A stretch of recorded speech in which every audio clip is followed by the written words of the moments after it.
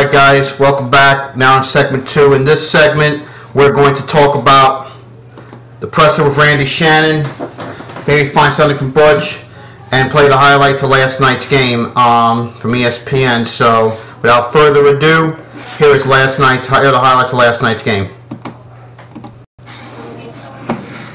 North Carolina was looking to win 5 straight for the first time since 2001, and they would grab the lead in the first half thanks to Johnny White, the senior from Asheville, cutting back towards the middle, and he's off to the races, 76 yards. Take a look at the tackling was terrible on this play. Downfield whiffs on it, but White makes it into the end. But after that, however, they would not get anything big after that. In the first half on 3rd down, Ja'Cory Harris finding protection was good, and look at Birdie's effort on that. Actually, it was a touchdown either way. So the second half, still a 3-point great effort. Game in the 3rd quarter. Harris off the play action fake. See, because the running game was effective, and this is where we go to Travis here. That's basically you put the game away right here. He goes on to bury the Tar Heels 33-10. And the reason is because of the running game. The running game was effective. Once we said we were gonna commit to running the football, that's exactly what we did.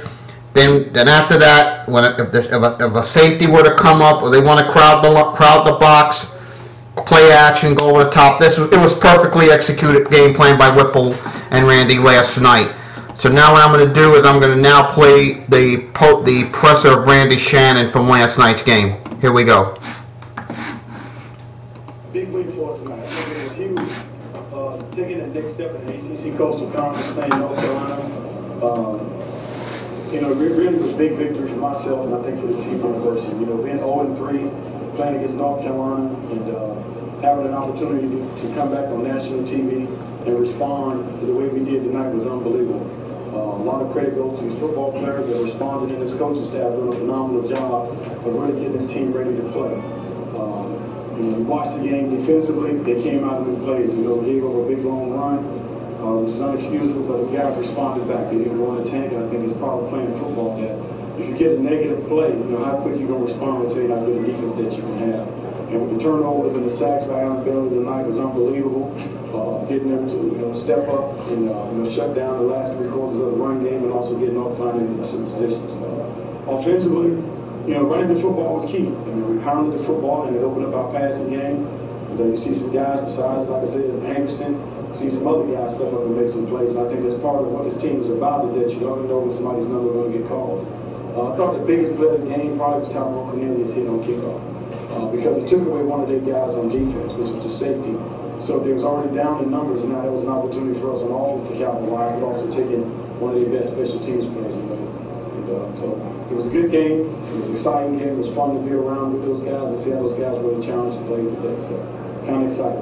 Randy, there seemed to be at least a couple instances on the sideline early on of guys getting in the move with each other, yelling, and nothing too crazy, but some heated stuff. How important was that transition from the sideline to the field, take that fire out there? Well, it was good, because what he was doing was trying to just step up and make plays. And I think that's the one thing about this football team, is guys starting to develop the mentality of what we're trying to get done. The great teams and the great players step up and challenge each player. And I think anytime you can challenge a player to play the right way, it becomes a positive. Randy, can you talk about the excitement on the players? It seemed like it's the first time in a while that they're out there dancing on 3rd down and before the 4th quarter. I don't say dancing. You can give me 15 or 15. They was high-fiving the chest bump. That's part of the game.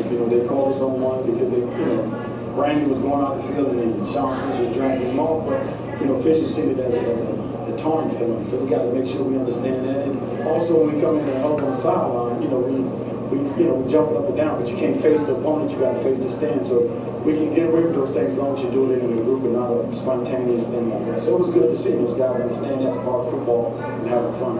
With the performance you had tonight, you look at what happened 2 weeks ago against Florida State.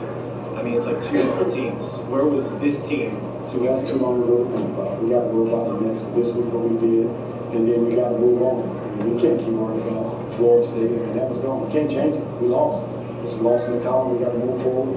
After the night, tomorrow we'll grade this film, and then we'll get on to Virginia.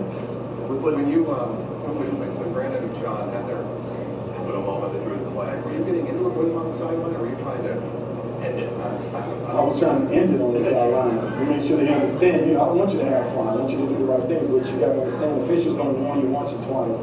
But like I told you, the rule is that you can't do nothing that is rehearsed, things like that. So that was the reason why we got the flag. It looked like it was rehearsed. I was just going to say, the fact that you guys have responded like this the last 2 weeks, is that a sign you think your team's getting a little bit tougher?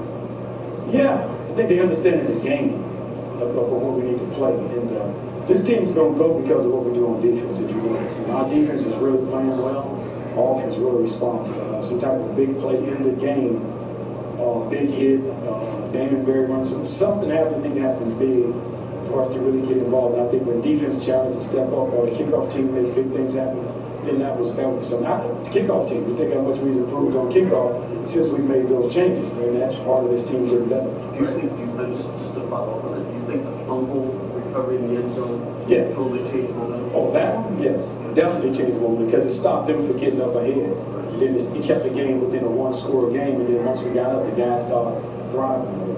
Right, it seemed like after going through the first interception, after that, he played with a lot more confidence. And you agree with that? Yeah, he did. He tried to force one. He rolled out and tried to throw it back across his body, which that's the Cardinals sin. But I think once he came off the field, he said, I should have just ran the football. I said, yeah.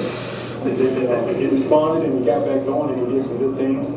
Took some shots downfield, which we're going to do. We took about 5 shots downfield, but then I think the underneath stuff, you see the emergence of Sante catching the football again, the running backs catching the football. So, like I said earlier this week, fellas, they was going to drop back deep and say, okay, let's see if you're going to consistently trying to throw the ball short. And we took the backs, we took the tight ends, and we throw some hitches and stuff to the receivers. And then was able to run the football. So, it was kind of a deal where we took advantage of what they was going to try to do to us and stayed patient.